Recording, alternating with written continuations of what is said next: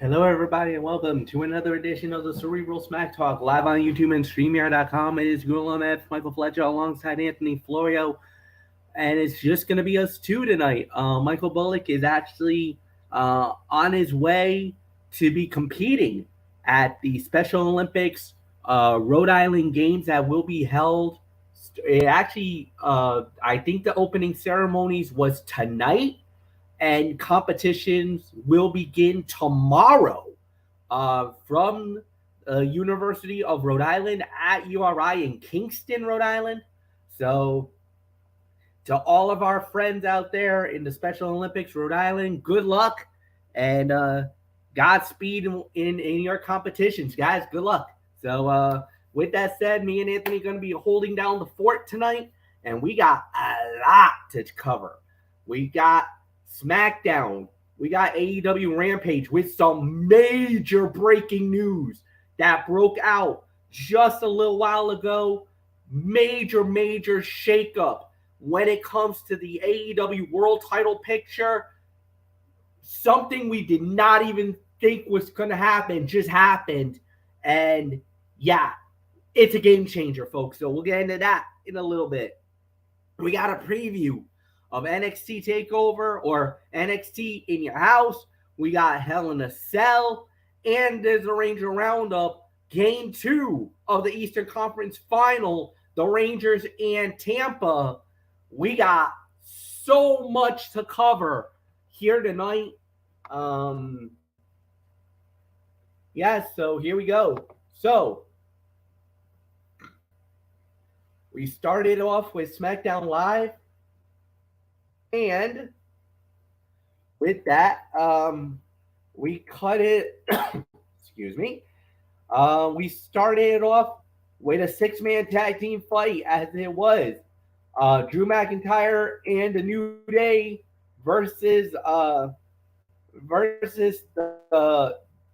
guess you could call them the Brawling Brutes.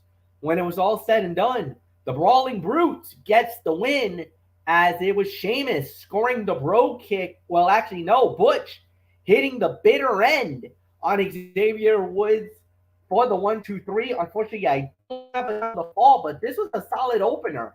You know, this was a recycle match from last week. I thought it was fine. I thought it was a good matchup, good body of work from everybody involved, and it was fine. So I got nothing bad to say here. So I thought it was about maybe 2.5, 2 3/4. I'm not going to give it 3 because I don't know the time of the fall, but seemed like it was good for what it was worth. So Anthony Florio, come on in. As the Brawling Brutes gets a measure of revenge on the New Day and Drew McIntyre, but more importantly, Butch winning the match for his team. And with that, I hate to say it, the feud must continue.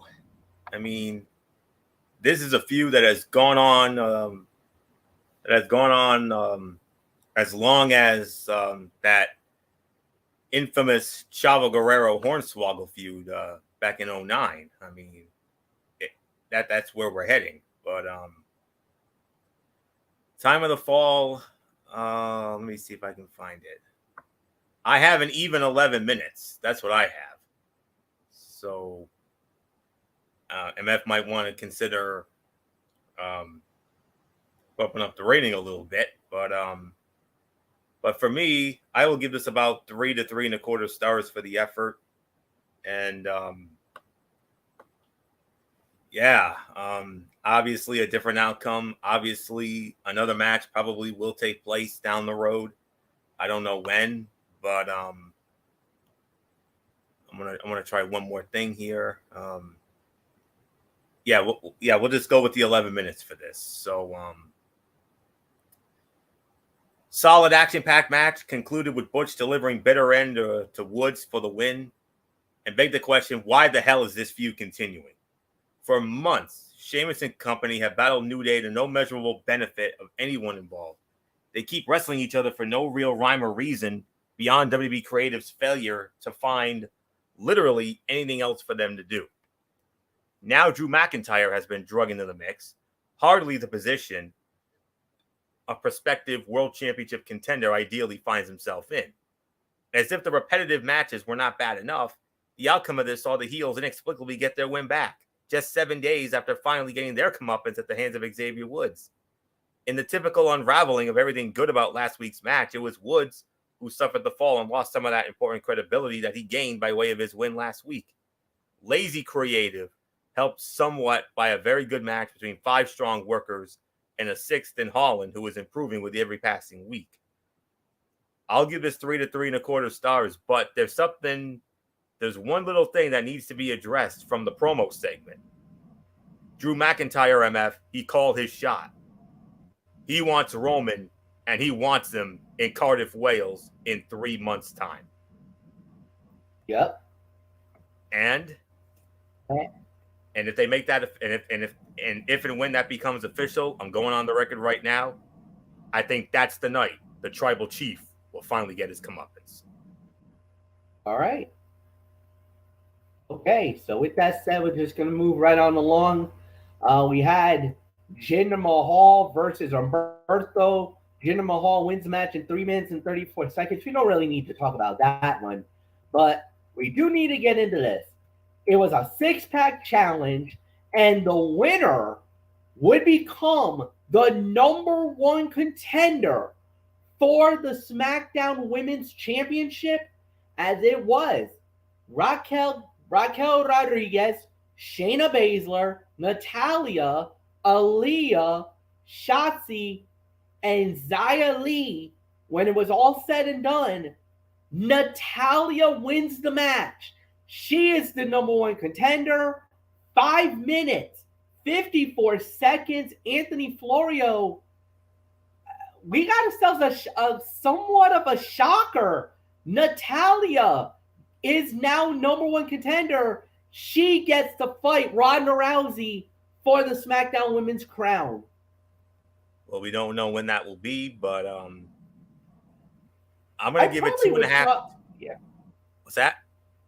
I was going to say maybe not at I don't think it's going to happen at Hell in a Cell, but maybe Money in the Bank.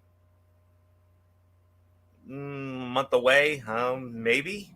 We'll have to wait and see. Or they could save it for a future SmackDown. I don't know. We'll see. But anyways, I'm going to give it 2.5 to 2.75 stars because it was a fast-paced match in which there was a lot of movement without anything actually happening. It saw the wily veteran Natalya seize an opening created by Raquel Rodriguez and score a pinfall win on Shotzi for the win and the title opportunity. There are always worse options than Natty, who has put in the work and established herself as a future Hall of Famer. She is one of the most technically sound wrestlers on the roster and has repeatedly shown up and shown out when given the opportunity in these high-profile title bouts. Her submission-based style should mesh well with Ronda Rousey's and result in a very good match, if nothing else. The Queen of Hearts is hardly the most exciting option of the lot, but it makes sense that WWE officials would want to hold off on overexposing the Raquel Rodriguez-Ronda Rousey matchup. A showdown between Rowdy and real-life best friend Shayna Baszler deserves better build and much more fanfare than a thrown-together program. And with Shotzi and Aaliyah stuck in an undercard feud, and Xia Li nowhere near ready to be taken seriously in a match with Rousey, Natalya is as good as any option. Unfortunately, her win came in a match that was never able to develop into anything more than a collection of spots before the abrupt finish. But I will give it 2.5 to 2.75 stars. I think Ronda will get by Natty because I believe it would be only her second defense because I think she's already had one. Yep. Second title defense. Raquel Rodriguez was the first. Oh yeah, that's right. The open challenge after Backlash. Yes. So yes. All right. So, but regardless, I got the Rowdy one going over Natty. Should be a hell of a match, especially with their 2 submission styles, like I said. So she'll get by that, and then I think eventually we'll get the dream match that we all want to see: her and Shayna Baszler. You put those 2 together, there's a woman fight ready to happen. So, not much more to say here. 2.5, 2.75. MF, Natty, a former champion. But unfortunately, I think she's going to stay a former champion because I don't see her beating the Rowdy one when they do meet. Yeah, no, I don't think so either. I'll give this about 2.25. I thought the match was all right. Really nothing more to talk about there. Then we had a little bit of a promo thing going on. Madcap Moss, very fired up, very passionate promo. Obviously, that brought Happy Corbin out. They had a match. Happy Corbin won the match by disqualification in a minute and 19. Really nothing more to talk there, but they will have one more match. Adam Pearce decided that, you know what, I'm gonna let you two battle it out one more time, but this time around, no holds barred, anything goes. Set for Sunday night at Hell in a Cell. Fine, if this is gonna be the blow off, let it be the blow off. I think at this point we're not gonna be too about it. We'll just let it move on, and that is that. So next up we had was actually the main event of the evening, as it was the Usos putting the undisputed WWE Tag Team titles on the line against Riddle and Shinsuke Nakamura. The Usos successfully defended the titles in 13 minutes and 41 seconds. All right, I will say this. Fight of the night, 4 stars, and it could have been higher, but there was a little bit of chicanery at the end. Right at the point, during the match, Nakamura got hurt. Now, it is a storyline injury. It's not legit. Just to let you guys know, because a lot of people were wondering, is Nakamura hurt for real? No, actually, from what we've been told, is Nakamura is actually fine. He is okay. It is a storyline injury. They just wrote him off for the ending of the match. But it also, in turns, does add another layer, because at the end, Riddle was making this great comeback. He was fighting both Usos off. At one point, he hits a super RKO on one of the Usos. But if you notice, Roman's music hit, and then you saw the flying splash, the 1, 2, 3. We later find out Sami Zayn was in the production truck and cued Roman's music, where we were thinking, oh my God, is the tribal chief here? No, he's not. He was not there tonight. And thus the Usos once again goes through the back door and finds their way to yet another victory and a successful title defense. So, obviously now, we don't know what they're going to do. Tag team division is all in a rut. But it looks like they're now going to start pushing Riddle versus Sami Zayn. That could be an interesting storyline. And that could probably be good enough for now until Roman gets back. Because from what we were hearing, Roman will be back for Money in the Bank. So Roman goes after Riddle. They have a fight. They get out of the way. Then the rumor is that it's going to be Orton versus Roman at SummerSlam in Nashville. And that will set up Roman versus Drew in Cardiff, Wales for the I believe for the WWE Championship. Or no, for the SmackDown title. And Anthony already has alluded to it. That could be the night that Drew wins the Universal Championship and basically torpedoes the Tribal Chief. So that's the rumor that's going on. That's what we're hearing, is that that's the the next 3 challengers for Roman. So we'll go from there. But heck of a match, heck of an ending. Anthony, it's yours. Yeah. 4 stars. I agree. This was the fight of the night. No question about it. Riddle came seriously close to pulling off the inconceivable, only to have one of the great performances of his WWE run come to a disappointing end following a late match distraction provided by Sami Zayn, who queued up Roman's theme music from the production truck, allowing the Usos to take advantage and score the win. Match was fantastic, should have been on Hell in a Cell, and like him or not, Riddle continues to impress with every passing bout. He is a great babyface, a physical performer, and has worked hard to implement the facial expressions and body language that help set apart the quality performers and genuine main event performers. Kudos to the Usos as well, who have stepped up and helped carry SmackDown in cousin Roman Reigns' absence. Sami Zayn has been equally as excellent as the delusional coattails rider. So I agree with this. It's a 4-star effort. Who next for the Usos? I have no earthly idea. So we'll have to wait and see what creative has to say about it.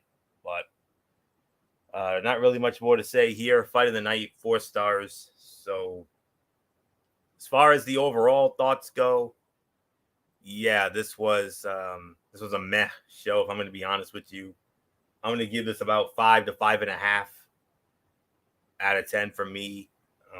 Main event was great. The women's six-pack women's match, solid, not overly spectacular. We had a lot of filler on the show, and we had some so-so opening promo segment, but one good thing of note came out of that, and that was Drew McIntyre calling out Roman. He wants Roman in Cardiff at the Clash at the Castle exactly 3 months from now, September 3rd, at the Principality Stadium in Cardiff, Wales. And like I said, I think that's the night where the Tribal Chief's epic run is going to finally come to an end. So that's just my thought on it. So 5.5 here, and it's onward to Hell in a Cell. And believe it or not, only one SmackDown exclusive match on this card, and it's Corbin and Moss in a no holds barred match. All the other matches on this card are Monday Night Raw matches. So a little surprising for me. A primarily Raw card. Yeah, so, I kind of feel like because of the fact that Raw kind of has more of the talent right now, because if you really look at it, SmackDown is, our roster is fledgling. So, there wasn't really much to match to work about here. So, But next week on SmackDown, though, MF, you got something very, very good on the pipeline next week in Baton Rouge, Louisiana. And whoa, what do you got here? How about Ricochet versus Gunther for the Intercontinental Heavyweight Championship? Yeah. And I'm going to make the call right here and right now. I'm calling new champion. I'm saying Gunther is going to walk out of Baton Rouge next week as the new Intercontinental Heavyweight Champion, and in what should be, I think, a banger of a match. And we'll have to wait and see on that. So you got that, and now Lacey Evans is apparently back on SmackDown. Yep, and officially makes her debut next week. And Max Dupree will reveal his first signing to Maximum Male Models. And seeing this character brings back nightmares of that infamous Sylvan character. This is Sylvan 2.0. Yeah, that's what that is. And I can't believe that that they're taking someone. I mean, he was LA Knight in NXT. Of course, MF, you and I best remember him as Eli Drake. Yep. And Impact Wrestling. Dummy, yeah. I mean, that's the guy I wanted to see. And we got that guy in LA Knight and NXT, and I was loving that. And then you call him up to the main roster, that's fine and dandy. But you're booking him with this character? Yeah. But the thing Sorry, is, I don't like it. Who's now the question becomes, who is this guy? Who is he bringing? And I think that's the big question of it all. Who is the guy that's coming to SmackDown next week? Is he a powerhouse, a heavy?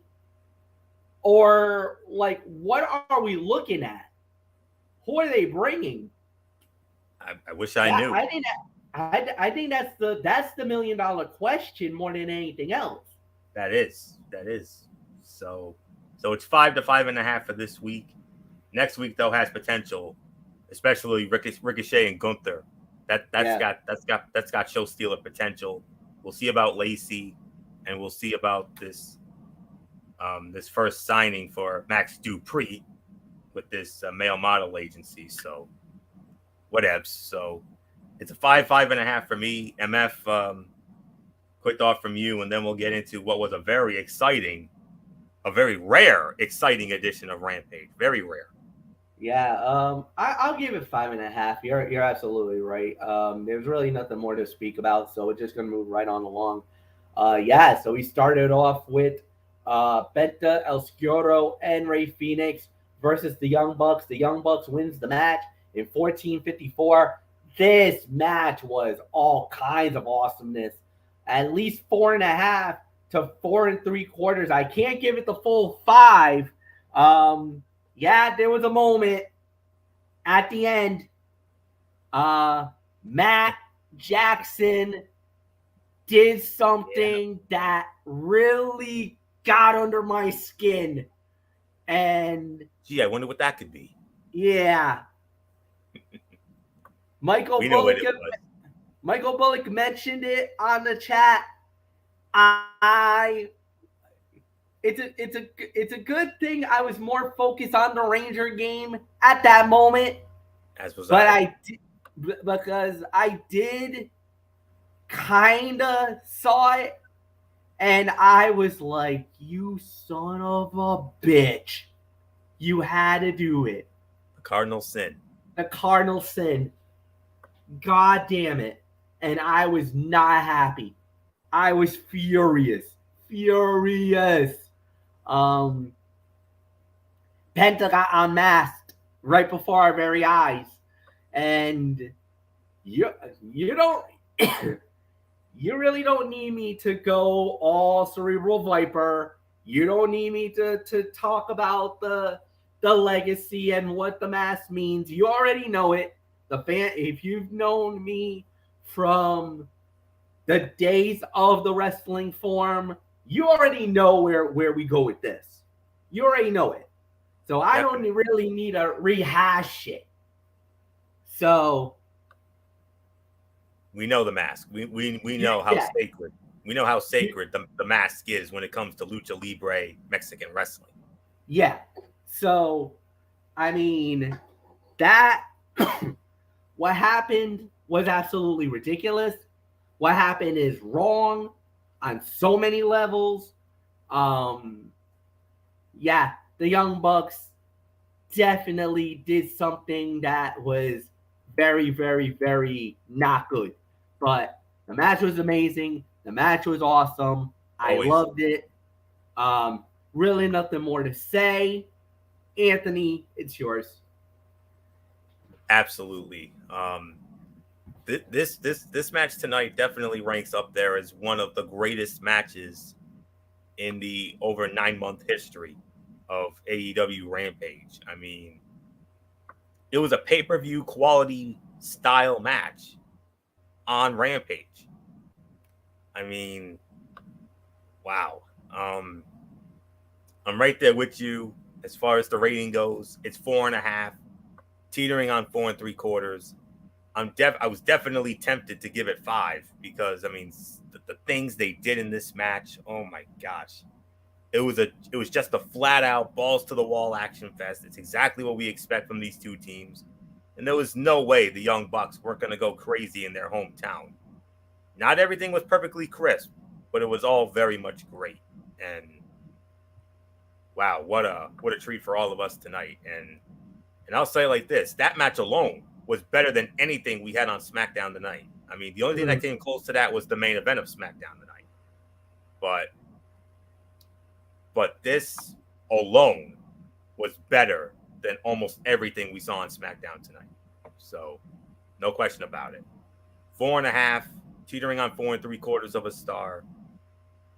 Yes, MF, I know how upset you get about the unmasking. I mean, if this was under Mexican style rules, it would have been a disqualification. Automatic. Yep.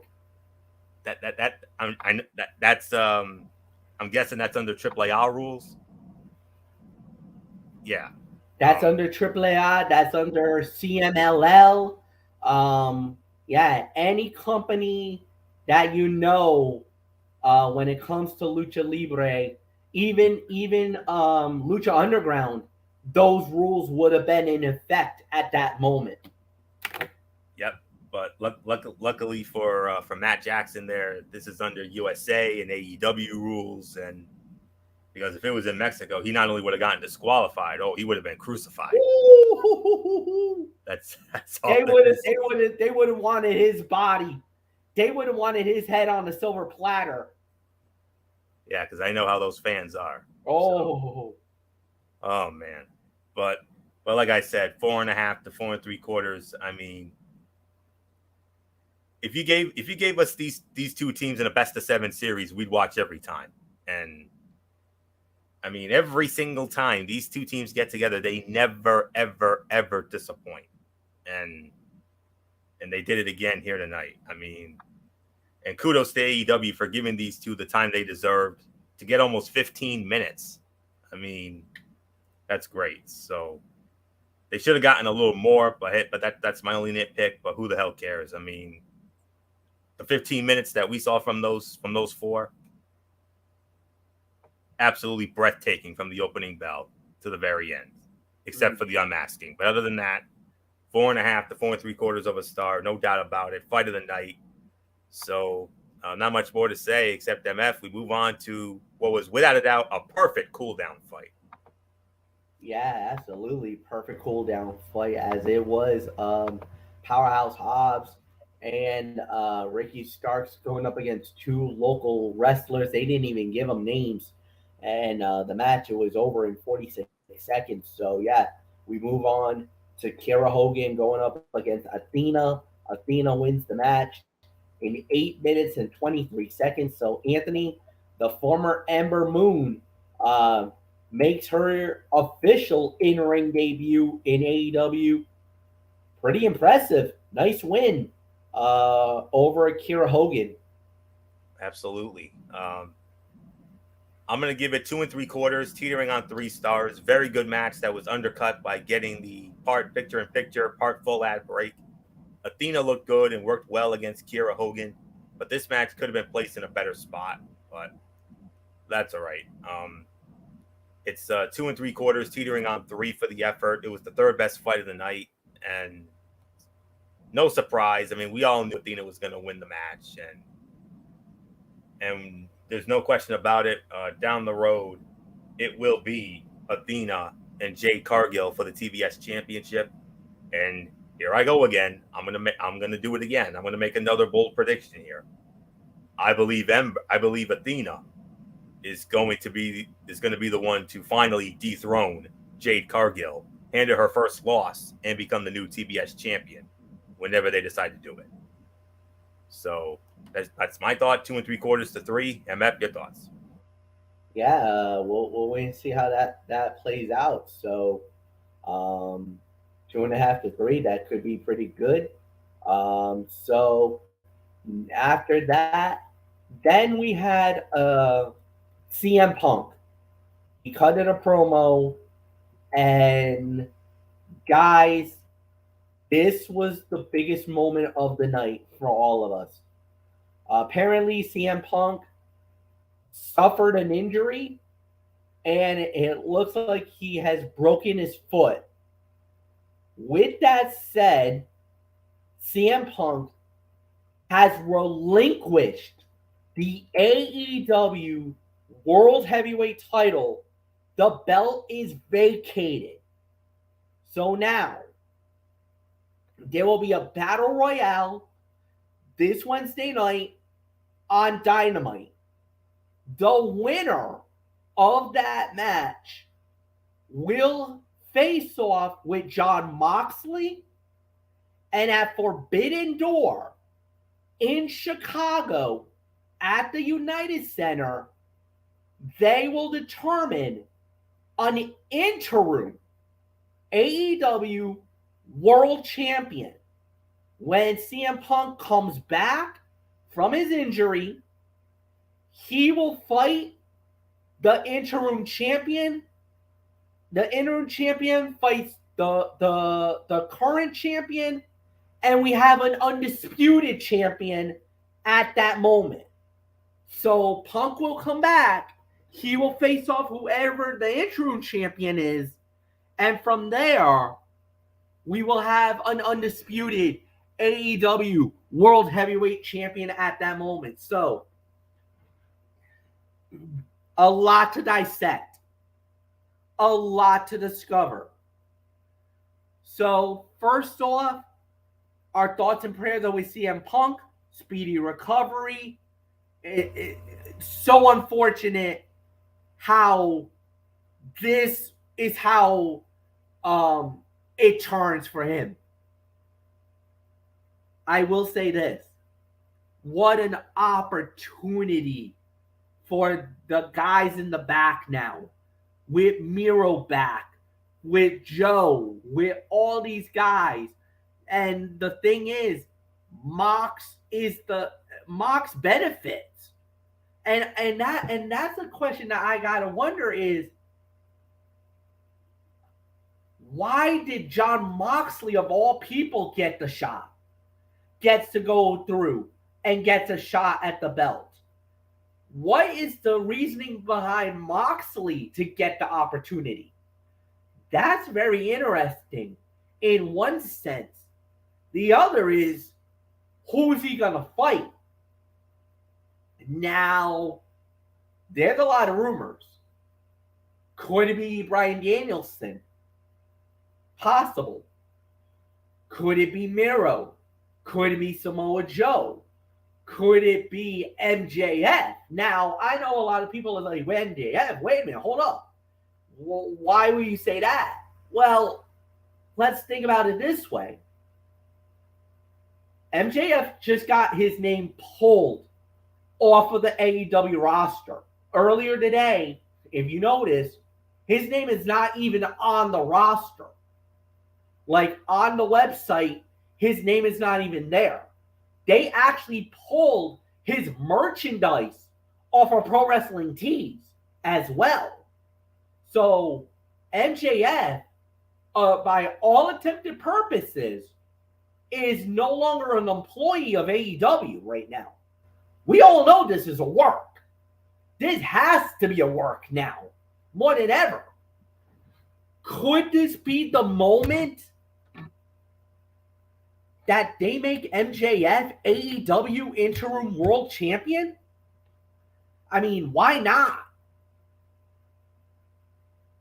After the nuclear bomb he dropped on Wednesday night and the promo of his life that he laid out, and everybody's calling it the best promo in AEW history.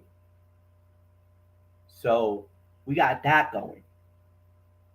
Could it be possible that this could be all a swerve to get MJF to the AEW World title? Even though we did not know that this was going to happen, but now we're in a situation that it very might well.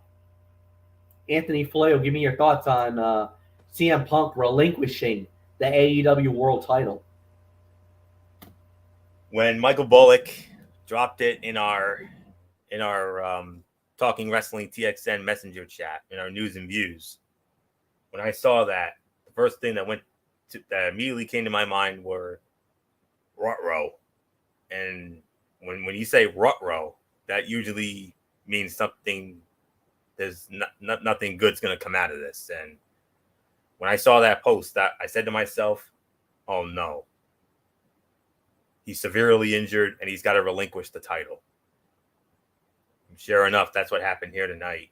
And because of this, CM Punk is now going to, unfortunately, be known as the man who had the shortest AEW title reign in history. His reign abruptly ends after only 5 days.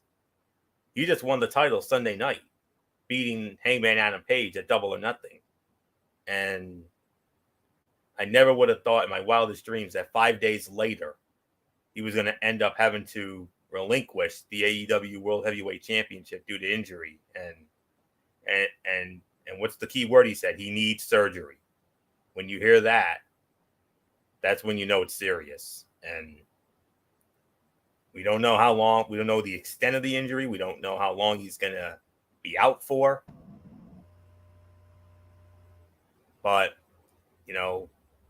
it's definitely something we're going to monitor and keep a very, very close eye on down the road. And, it sucks. I mean, after everything he's been through, 7 years away from the business, he came back over 9 months ago on the second episode of Rampage in his hometown of Chicago at the Madhouse on Madison at the United Center, the biggest pop in the history of professional wrestling. And everything he went through down there, and then finally wins the title from the Hangman, and now this. Oh, man. Heart definitely breaks for him. I feel for him. And, as we always say, injuries are part of the business. So, unfortunately, that's the case here. And on behalf of all of us here at Talking Wrestling TXN, we definitely send our thoughts and our prayers to CM Punk, and we pray for an immediate healing in the Lord's name, and just hope for the best and that he'll be back sooner than later, and much sooner than later. And now the opportunity of a lifetime. Apparently, Jon Moxley was number one in the contender rankings, so that's obviously why Jon Moxley's getting the shot. And he's going to face the winner of an opening match battle royale in the main event of Dynamite, I believe, this Wednesday night. And then the winner will go on to the Forbidden Door to earn the right and challenge for the interim AEW World Heavyweight Championship. And then when CM Punk's ready to come back, then we get then we determine the undisputed champion. So that's all there is to say here. So obviously this was the segment of the night. And, even though it was a heartbreaking segment, but, damn shame. But, the minute we saw that post, you immediately had to think the worst. And unfortunately, he confirmed it was the worst. And he's injured. He needs surgery. He's got to drop the belt. But I believe, regardless of who comes out as the interim champion, I believe when CM Punk's ready to come back, CM Punk will take the belt back. So not much more to say here. MF, let's move on. Speaking of championships, let's move on to the main event for the TNT Championship. TNT title on the line, Scorpio Sky versus Dante Martin. Scorpio Sky, I should say, wins the match in 8 minutes and 10 seconds and successfully defends the title. So, Anthony, you lead off. I'm going to give it 3 1/4, teetering on 3.5 for this. Very good match. And these guys could have done something amazing given more time. And, there were some hope. There were a few hope spots. But at the end of the day, Scorpio Sky retains. There was a small part of me that actually thought Dante was going to win the title, but no, Scorpio keeps the belt, but I do believe one day in the future, Dante Martin, as crazy talented as that young man is, I believe Dante Martin one day will wear a championship belt of some sort around his waist. No question, he'll be a champion someday. I guess he's not ready yet. So 3.25, teetering on 3.5. So second best fight of the night. Not much more to say. MF champion stays the champion, but boy howdy, Dante Martin gave him one hell of a try. Yeah, so we'll just have to wait and see how it plays out. But yeah, this was about 2.5 to 3. So yeah, nothing more to say. Overall review, very newsworthy show. There was one match that was a total didn't really do anything for us. So Delicious squash. yeah, I say about 8 out of 10. I gotta give it 8 out of 10 just for the newsworthiness and the great match at the very beginning. It kind of did peter off a little bit. It kind of lost the momentum. Then we had the CM Punk announcement, which was huge. And then at the end of the night, it was an okay main event. Solid for what it was worth. So 8 out of 10 for me. Anthony, it's yours. 8.5 for me. I mean, even without the CM Punk announcement, this would have been a very good edition of Rampage. It was headlined by a good TNT Championship match that probably could have been more with more time, and started off with that stellar Young Bucks Lucha Bros bout. In between, we had Athena's in-ring debut, which was fine. And yeah, Team Taz was there too. I believe Punk's announcement actually elevated this, despite the sadness of the announcement, because he can make even a basic announcement seem like an epic promo. It's a very unfortunate situation, but they made the most out of it for this episode tonight. So 8.5 for me. So with that, MF, let's get into our preview of NXT in your house that goes down tomorrow night. Yes, indeed. So NXT in your house tomorrow night. 6 matches on the fight card, and yeah. So here we go. We started off with Legado del Fantasma. They go up against Tony D'Angelo, Channing Stacks, Lorenzo, and Troy Two Dimes Donovan. And the most important thing about this, the losing faction has to join the winning stable in this match. So this is a huge thing here. Going into this, I don't know. I kind of feel a little torn, but you know that they want to push Tony D'Angelo and the crew, and I think they want to turn Tony D'Angelo into a very powerful individual. And as one of the top guys of NXT, I think Legado falls. I can't believe I'm saying that, but I really think Legado del Fantasma breaks up. And I got them losing. So for me, I think the dawn of NXT is about to get really strong by acquiring Santos Escobar, Cruz del Toro, Joaquin Wilde, and Electra Lopez. I think they're going to be joining the Mafia here and joining the dawn of NXT. Tony D'Angelo and the crew wins it. Anthony, it's yours. Yeah. Even though there are no titles involved and it seemed a little cheesy when it first started, the issues between Tony D'Angelo and Santos Escobar have arguably been one of the best things about NXT in recent weeks. Despite clashing in one way or another on every show, this will be the first time every member of both factions has clashed in a sanctioned match. As for who wins, it ultimately depends on what WWE has planned for everyone involved. Legado del Fantasma feels very much like an outfit that is ready for the main roster. The family, on the other hand, feels like a group primed to rule over NXT 2.0. I think Tony D'Angelo's group will win this one and potentially send Escobar and the gang to the main roster in the process. So I'm with UMF. I'm going with Tony D'Angelo and the family to win this match. So Not much more to say here. Let's move on to the next match. NXT Women's title on the line. Wendy Chu challenging the champion Mandy Rose. Anthony, are we looking new champion, or does Mandy keep the title? It could go either way. It really does.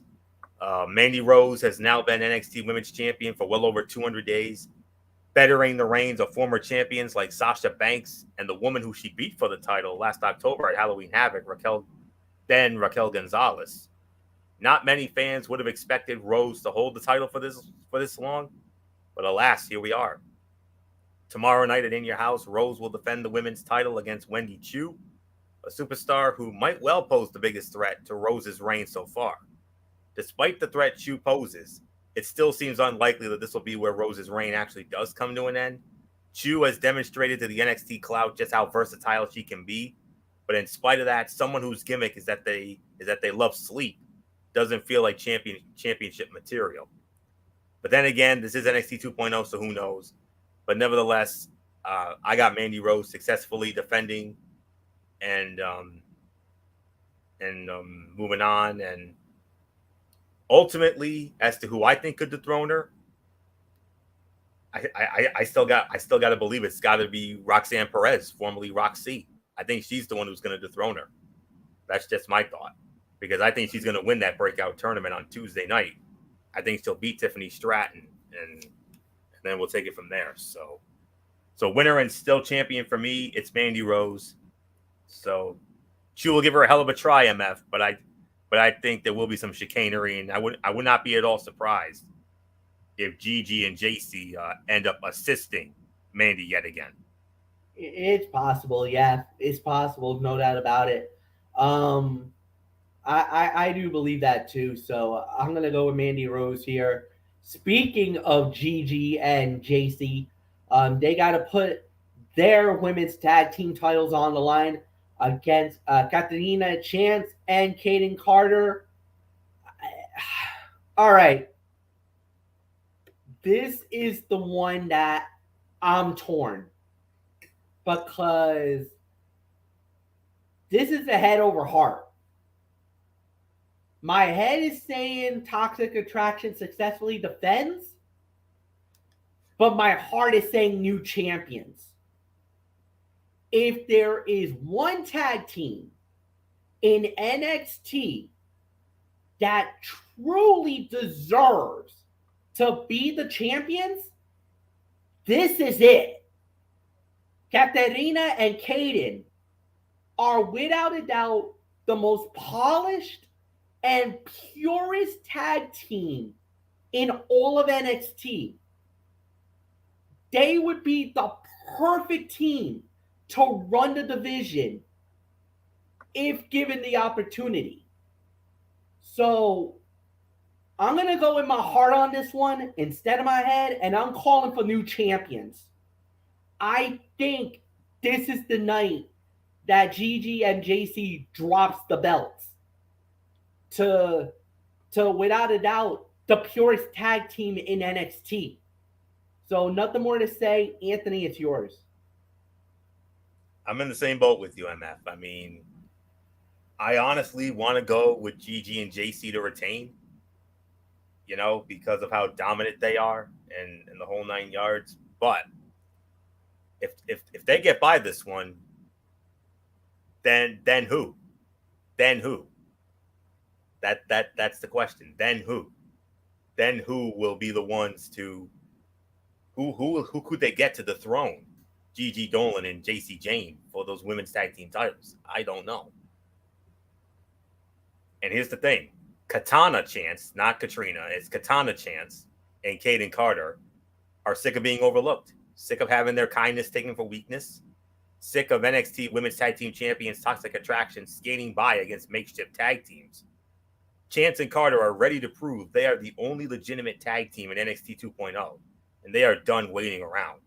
Taking the fight right to Gigi Dolan and JC Jane. The party duo jumped the women's tag team champions as they accompanied Mandy Rose to the ring, brawling with the Toxic Pair at ringside. 4 superstars took it to another level the following week during the In Your House contract signing. when Chance and Carter flattened Dolan and Jane before helping Chu drive Rhodes to a table? Can Chance and Carter finally dethrone Toxic Attraction and earn their first bit of gold in NXT? MF, I would love to see that. And it's well documented. You absolutely positively worshipped Katana Chance. I mean, you have been a loyal and dedicated follower of this young lady ever since she was under her given name, Casey Catanzaro, when she literally won your heart on American Ninja Warrior. And you fell in love with her then, and you're still in love with that baby girl to this day. And I know how bad you want it for her, and I know you've also taken a bit of a liking to Kate and Carter as well. And I certainly don't blame you for that. They are a fun tag team, no question about it. Out of all the matches on this card, this one is the toughest. Yeah. I mean, I'm right there with you. My gut tells me to go with the champions to retain, but my heart is telling me to go with new champions. But the thing that's holding me, the thing that's hanging me up here is because of what we saw this past Tuesday night on 2.0 as part of that championship summit. The babyfaces all stood tall. I got a bad feeling about booking 101. Now, don't get me wrong, MF. I want to see Carter and Chance win the titles. I do. I really do. But I'm sorry. I'm going to have to be the man who tells it like it is. I gotta, until I see somebody beat them, I got to go with the champions for right now. And I would not at all be surprised if they end up cheating to win as well. So we'll see. But reluctantly, I'm going to go with the champs. But MF, I would not at all be surprised if Carter and Chance were to win the titles. But like I said, if Toxic Attraction gets by, then who? Then who dethrones them? I don't know. At that point, then I think it could end up being, now what I could see is maybe Roxanne Perez wins the tournament. But the thing is that, remember, it could be for the women's title or the tag team titles, because you can pick whichever belts you want. Does she grab Wendy and go after the tag team titles one more time? Well, and go that way? I don't know. That could happen. That's a possibility. It's a possibility. But we'll see. We'll see. Yeah. Men's NXT tag team titles on the line, Pretty Deadly versus the Creed brothers. Here's the other kicker. If the Creeds loses this match, they are out of the Diamond Mine. High stakes for a big tag team title fight. Anthony, who you got? Same as in the women's case. I mean, I would love to see the Creed brothers win it, but I got this feeling that Pretty Deadly's gonna walk out with it. I mean, NXT's tag division is in something of a transitional phase right now, especially after the titles were vacated following the controversy surrounding the release of Nash Carter. That led to Pretty Deadly becoming champions. As soon as they made the move over from NXT UK, and In Your House, they defend against the Creed brothers. Even without the vacated titles and the release of their mentor, Malcolm Bivens, now Stokely Hathaway in AEW, it has felt as if WWE has big plans for the Creeds. That it will be a very big deal when they finally win gold for the first time.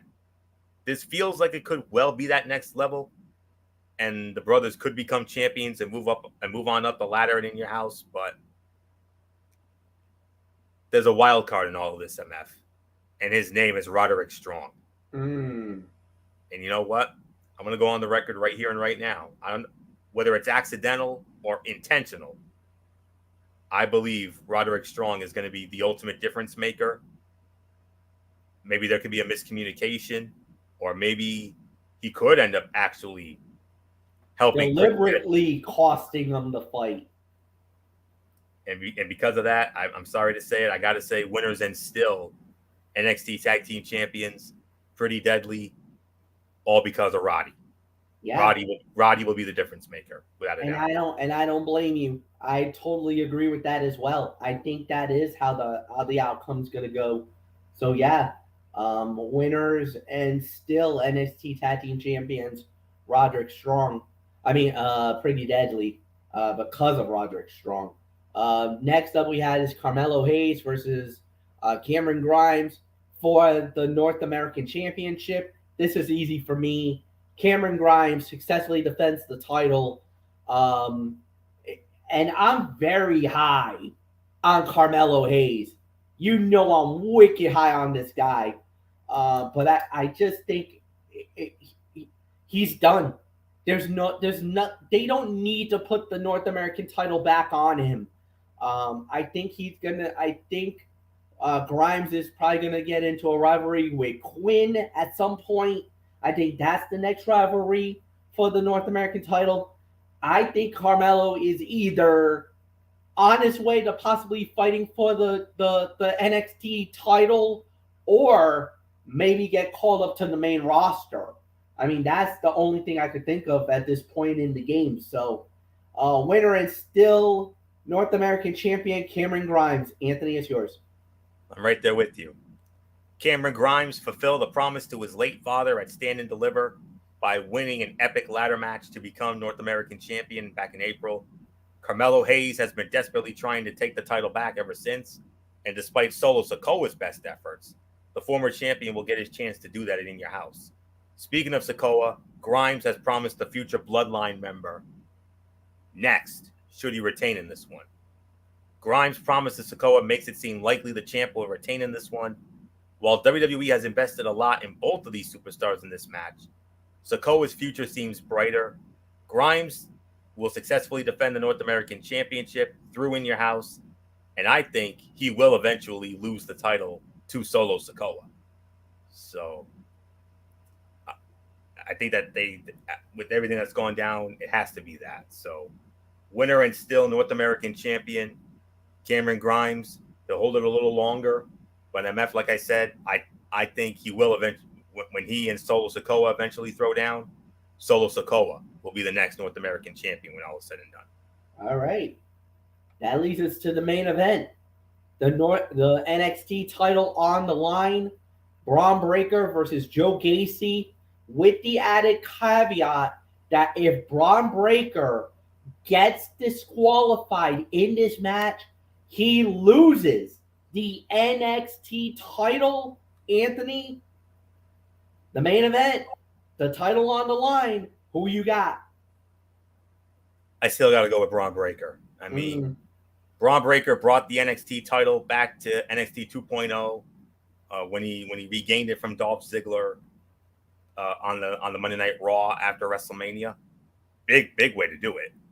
And even defended it against Gunther before the Austrian left for SmackDown along with Ludwig Kaiser.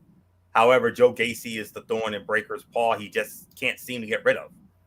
And at In Your House, he defends his title against Gacy again, and this time if Breaker is disqualified, he loses the title. This whole thing with Gacy has felt like a filler feud that has dragged on for too long. It would be very surprising if Gacy wins the title here. But I believe Braun Breaker will continue on in his second reign as NXT champion and move on to a much bigger challenger at what will presumably be a much bigger show. So winner and still NXT champion, Braun Breaker. I believe he will get tempted. He will get tempted a couple times or so in this bout, but I think Braun will find a way to overcome it and successfully defend. So, MF, what says you? Yeah, I agree. I also got Braun Breaker to win it as well. I think he'll successfully defend the title. There's really nothing more to add here. So, guys, let's move on to the next thing that we have, which is the Hell in a Cell event. Hell in a Cell that's going to be held this Sunday night from the Allstate Arena, Rosemont, Illinois, the old school Rosemont Horizon. We got 7 matches on this fight card. We start off with the match that was announced earlier tonight. Happy Corbin versus Madcap Moss in the No Holds Barred match. I believe it will be. Maybe they continue the storyline here. I know we probably were thinking, we should not go through this again, but I do believe that they probably will do it on us one more time. So maybe Corbin gets the win here, and that sets us up for the blow off. But whatever the case may be, it is what it is. Anthony, quick thought on this one. Yeah, I'm going with Moss as well. Even though he's got a new look, I was kind of hoping they would have ditched the Madcap name and they would have gone back to his before name, which was Riddick Moss, and I would have been more than fine with that. Um, this is another feud that's dragged on and on and on for a bit. I think this will be the blow off here. I think the no holds barred stipulation actually makes this match better. And on top of that, I believe Madcap Moss will get the payback here. So I'm going with Moss to win. So with that, let's get to the matches that, and believe it or not, that's the only SmackDown match on this card. This is going to be an all Raw deal thing here. Let's go. Team Red. All Raw deal, as Anthony has alluded to. And it starts off with the 6-person mixed tag team fight, as it is the Club. Finn Balor, AJ Styles, and Liv Morgan going up against Judgment Day of Edge, Damian Priest, and Rhea Ripley. Anthony, it's yours. The Judgment Day stable has been polarizing, to say the least, but WWE is deeply invested in this new group, and in building up this rivalry with Finn Balor, AJ Styles, and Morgan. They have a chance to establish Judgment Day as a real force. Given their willingness to use underhanded tactics and the possibility of introducing a new member who helps tilt things in their favor, there are plenty of ways for the heels to pick up a win that doesn't overly damage the faces. So I got Judgment Day winning this match, and I would not at all be surprised if Edge ends up scoring the winning ball. So Judgment Day wins. MF, your thoughts? Yeah, I agree with that. I'll go with Judgment Day too. They're like one of the best out there right now. So second best. They're the second best faction behind the Bloodline right now. Yeah, I can give you that. I can give you that, no doubt. So yeah, we'll call it.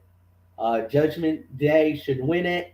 Next up, we got is Theory putting the United States title on the line against Mustafa Ali. Okay, I think Theory should win this because I think they're gonna want to keep Mustafa to make him chase for the belt a little while, a little while longer, more than anything else. So for me, winner and still United States champion, Theory. So Anthony, is yours. Theory has been handpicked as a success story by Vince McMahon. Mustafa Ali has been vocal in his very real demands to be released by the company. It's great to see Ali back in the fold, but hard to shake the feeling that it was by necessity and not mutual healing. While having Ali beat the odds would be great to see, and I would love to see it myself, WWE seems firmly in support of the Theory project. So winner and still United States Heavyweight Champion, it is Theory. So with that, let's move on. All right. With that said, we got the next match, which is Ezekiel going one-on-one with Kevin Owens. Florio, is yours. Kevin Owens' journey to prove Ezekiel is not Elias's younger brother, but Elias himself has backfired in every step. DNA tests, lie detectors, teaming with Alpha Academy, nothing has worked, and Ezekiel has gotten the better of nearly every exchange. This all led Owens to challenge Ezekiel to a match at Hell in a Cell. While Ezekiel winning would frustrate Owens, Owens winning and Ezekiel still not admitting to being Elias would probably push Owens over the edge. So I'm going to go with that. Winner, Kevin Owens. MF, your thoughts? I agree. I could see Kevin Owens winning the match, continuing the story, because I think they're going to want to continue the storyline a little while longer. Not a major problem, but it is what it is on that. So really nothing more to say. We move on to the next thing that we would have, which would be Omos and MVP in a handicap match against Bobby Lashley. You can go both ways on this one.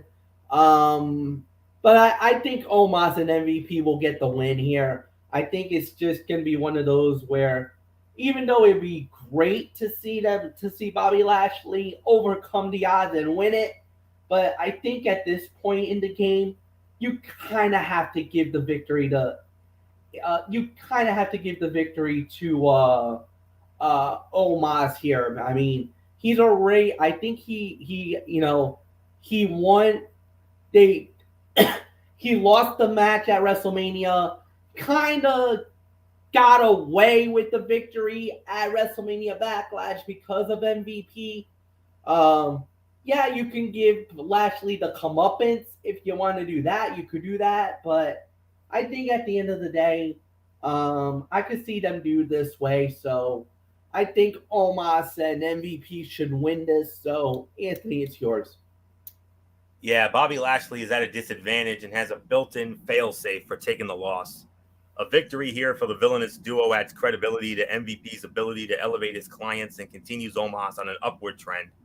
That's a good enough reason for WWE to give Omos and MVP the nod. So I'm with UMF. I got Omos and MVP winning this match. So we got 2 matches left, and they're the biggest ones of the night. Double main event, Raw style. Let's go.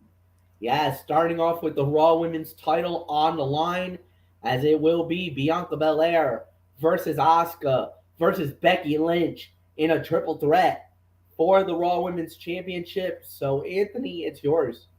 Yeah, Bianca Belaire won the Raw Women's Championship back at WrestleMania, making up for losing to Becky Lynch at SummerSlam in 26 seconds. It would obviously be a bad plan and a disservice to have Lynch go over here and take the title back. The fan backlash would be immediate and loud. Asuka recently returned and is a great talent, but this is not a spot to put the belt on her. This should be a period where Bellaire enjoys a title reign that lasts for several months. Having her get the win here, I believe, is the only smart move. So with that, winner and still the Raw Women's Champion, the EST, Bianca Belaire. But don't get me wrong, MF. Bianca will win, but I believe this match has show stealer potential.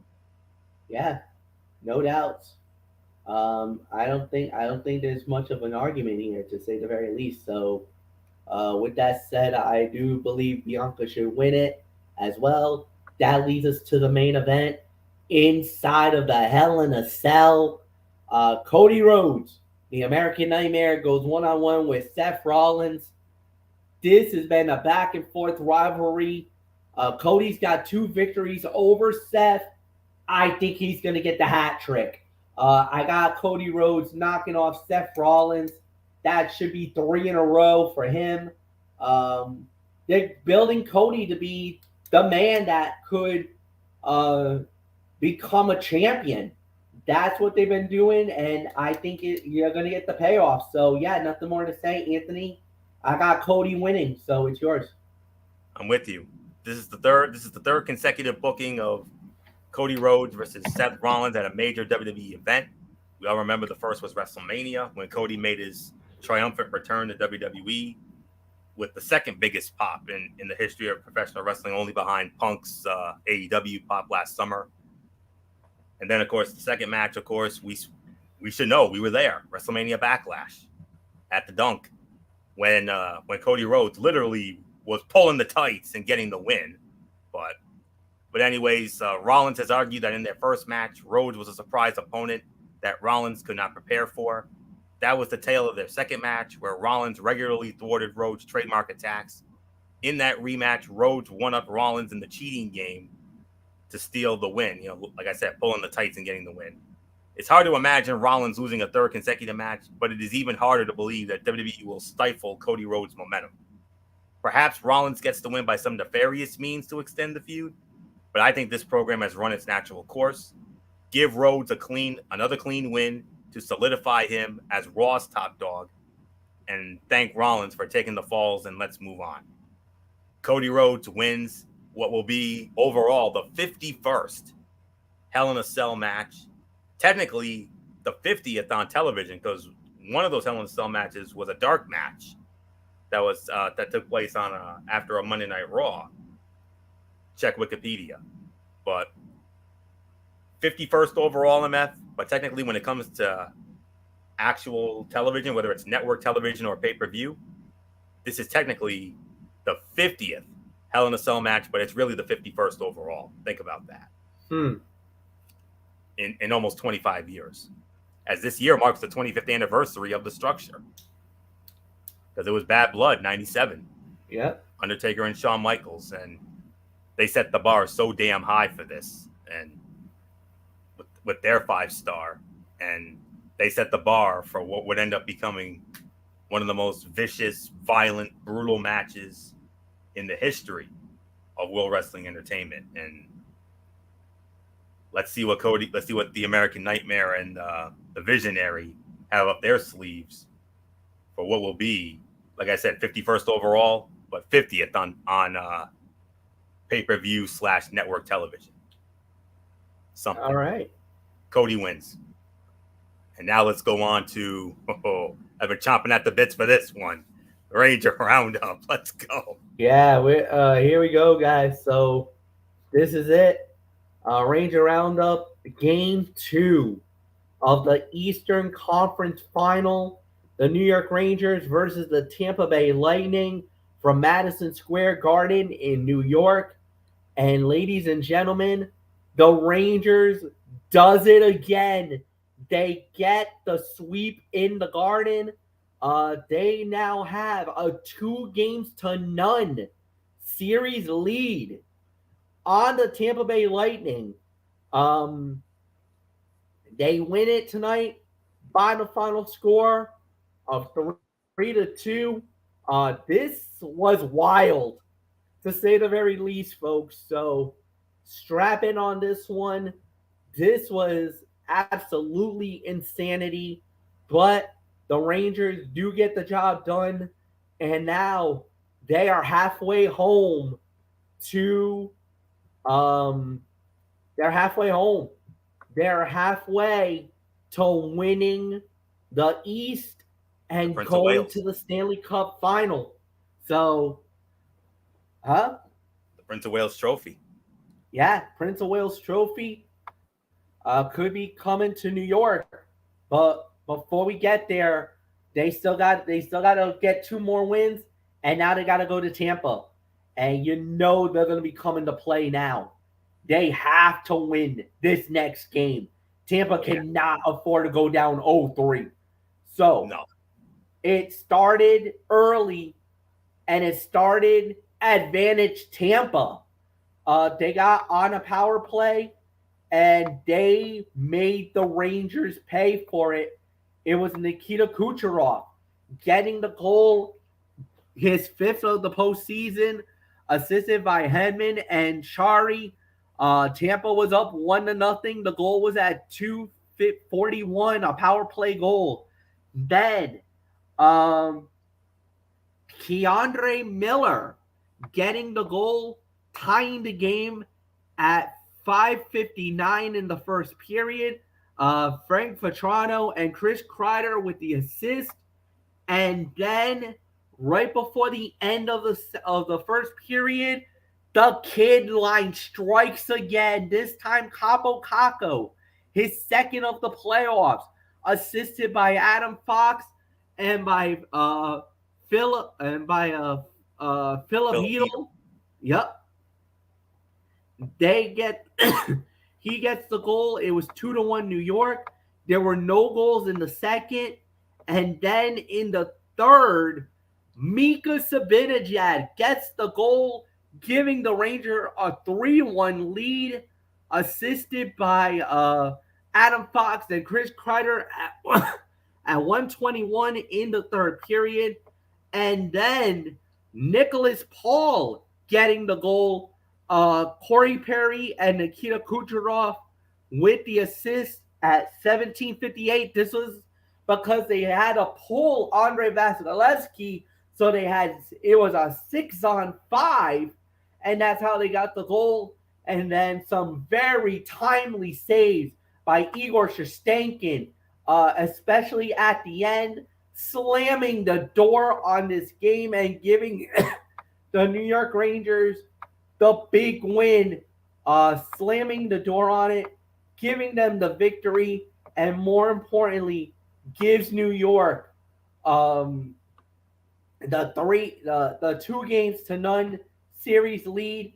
The 3 stars of the game, Keandre Miller, Frank Vetrano, and Adam Fox, getting the 3 stars of the game officially. And when at the end, it was Tampa out shooting New York 31-28. But the thing was, if you think about it, New York dominated the first period, they dominated the second period. It was the third period where Tampa finally woke up, started playing that bully hockey. Unfortunately, too little, too late. New York held on and slammed the door on Tampa yet again. Anthony Florio, my goodness. 2 games to nothing. Wow. We were hoping for 1. We end up getting 2 out of Tampa.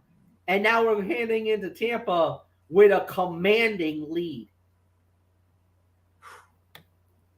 2 more wins, MF, and we're going to be partying like it's 2014. Yep. That's all there is to say. We're going to be dancing up and down the aisles, as you all know. So, oh, wow. All right. The numbers of the game here from my end. First of all, Igor Shesterkin, 29 saves, 31 shots. Chris Kreider, 2 assists, 3 hits, 2 takeaways. Great game for him. Strome had a couple hits and a couple blocks. Mika Zibanejad had a goal. He also won 9 faceoffs on the night. Vetrano with an assist. Barclay Goodrow, the former Lightning, he won 4 faceoffs, had 2 hits, and he had a takeaway. Tyler Mott, 2 hits, 2 takeaways, and a block for him. Filipino had an assist. He had 2 takeaways, had a hit. Lafreniere had a couple hits. Ryan Reeves, 3 hits. Kakko, nice to see him on the goal board there. His first goal since Game 3 of the Pittsburgh series. So it was a long time coming for Cabo Kakko.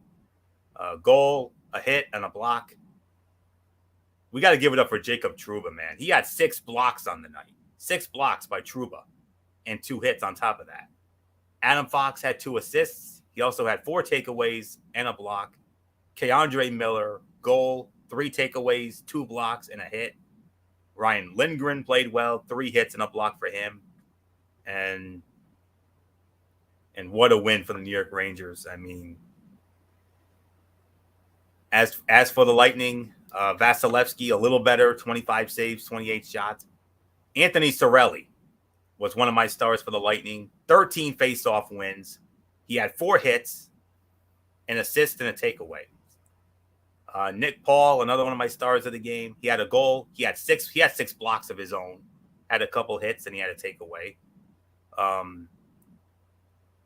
Kucherov, goal and an assist, 2 hits and a block, and a takeaway for him. He was another one of the stars of the night for Tampa. Of course, the captain, Steven Stamkos, 4 hits and a block for him.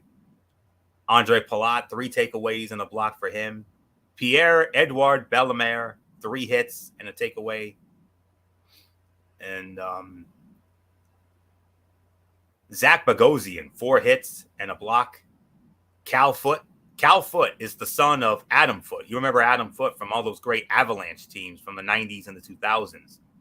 That's his son. And Cal Foote had 3 blocks on the night for Tampa. Our old friend Ryan McDonough, still hurts me to say that. I wish he was still wearing the Broadway blue, but, he was our captain at one time. But he had a couple hits, a couple blocks, and a takeaway. Great stat line for him. Eric Cernak, 2 hits and a block for him.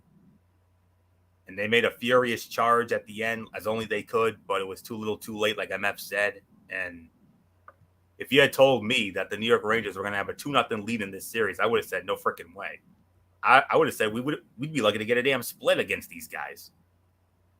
But look where we are now. I mean, 2-0, halfway home, 2 down, 2 to go. We just got to get 2 more.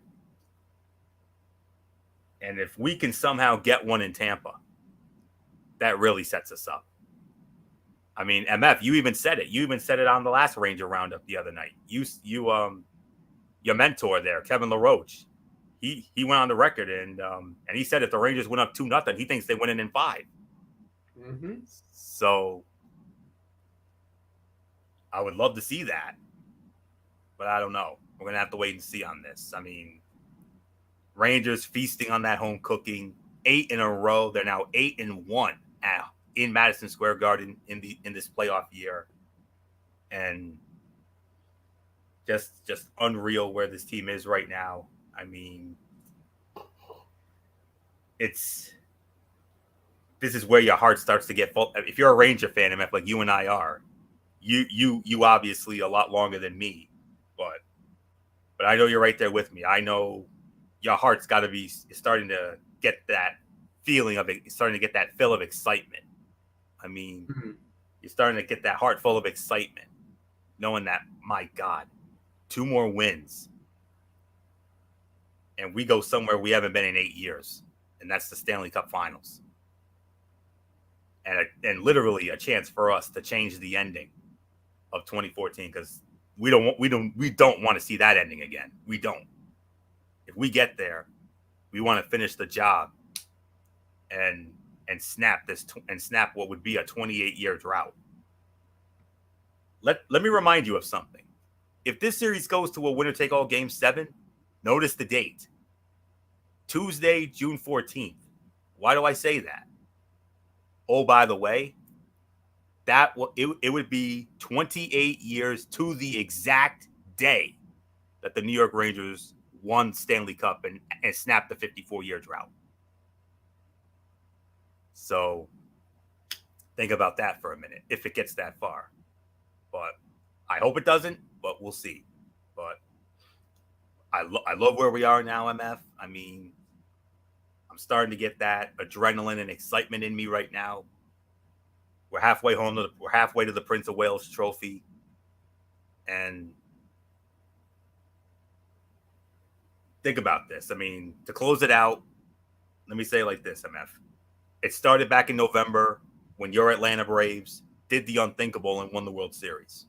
And then in January, my Buffalo Bills looked poised for a Super Bowl run, but got their hearts ripped out by the Kansas City Chiefs, and mainly because of the overtime rule. But thankfully, that's been rectified. And now, look where we are now. When it comes to our brotherhood, when it comes to our teams, the teams that we're diehard fans of, if this keeps going the way it is, this could end up being a spring and summer of TXN here. That started with your Braves in the World Series in November, MF. Our Rangers are 2 wins away from the Prince of Wales Trophy and going back to the Stanley Cup Finals for the first time since 2014. And and most importantly, look where Michael Bullock is.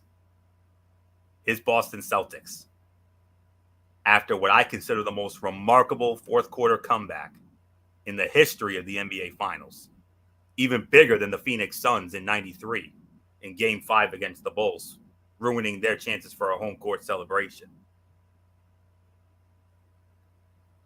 His Celtics are 3 wins away from an 18th NBA championship banner going up into the hallowed halls of the TD Garden. If you had told us that that Bullock Celtics would be 3 wins away from an NBA championship, and our Rangers would be halfway to go into the Stanley Cup Finals, we all would have gotten in your face and said, "Are you nuts? Are you mad? With all the talented teams that we got to go through just to get there? No freaking way."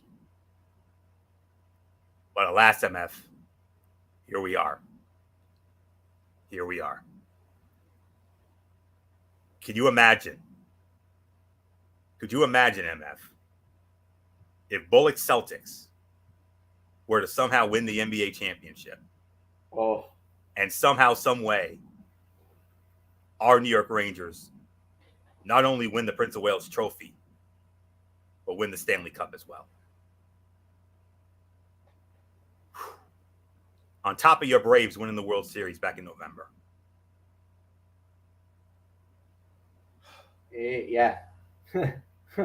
Brings a tear to your eye, doesn't it? It'd be wild. This would be wild. There's no doubt about it. But there's still Yeah, work to do. We still got work to yeah, do. we're not done yet. Hell no, we're not done. We can't settle now. We No. can't settle. Now that we're going to Tampa, it's very simple. We have to do what we did in Game 7 in Carolina. Score early and often. Take that crowd out of it. Yep. Keep doing what we've been doing these last 4 games. Keep bringing that heat. Keep bringing that pressure. Defense has been playing out of its mind lately. Igor's been looking like the Igor that we saw in the regular season, who was a finalist for the Vezina and the Hart trophies. We have the advantage. Can we keep it? I'll tell you right now, and I'm going to make another bold, and I'm going to do what's been the theme of the night tonight. Bold predictions from me. We get one in Tampa. You best believe we're winning that Prince of Wales. So that's all there is to say here. What a night. What a run by these Rangers and by Bullock Celtics. And God forbid if one of these teams, or God forbid both of these teams, go all the way. Oh. Wow. Ooh-wee. Yeah. All right. I think there's really nothing more to add. We'll just close it on that note. Sunday night, Anthony Floyle will get to be hosting because I'm going to be, due to work commitments beyond my control, I won't be able to do this. Me and Bullock. But Michael Bullock will be with you as well, as they'll recap the Hell in a Cell. I'll leave Anthony the decision if he wants to recap the In Your House as well. That I'll leave that to you, Floyo. You got full reign on that decision. If you want to hold that off till another time, we can. But I'll leave that to you. I think we should hold that off until we do Wednesday. Okay. For Madness, because we also have the Game 3 edition of the Ranger Roundup on top of that, as well as the Game 2 edition of the Celtics chat. True. All right. Okay. Very well. We don't want to overload. I don't want to overload. Okay. Yeah. So with that said, Sunday. We'll leave it right at that. So Sunday night, after practically after the Hell in a Cell is all said and done. Yep. It's going to be on Anthony's channel, the Tone 25. So guys, go on there. Subscribe to his channel. Of course, subscribe to my channel as well. Like the video. Leave a comment at the bottom. Share with all your friends on all the social media platforms around the world. We'll see you guys. Anthony, we'll see you on Sunday. I will see you guys on Wednesday for another edition of Wednesday Night Madness. So until then, have a good night, everybody. So long for now. Goodbye.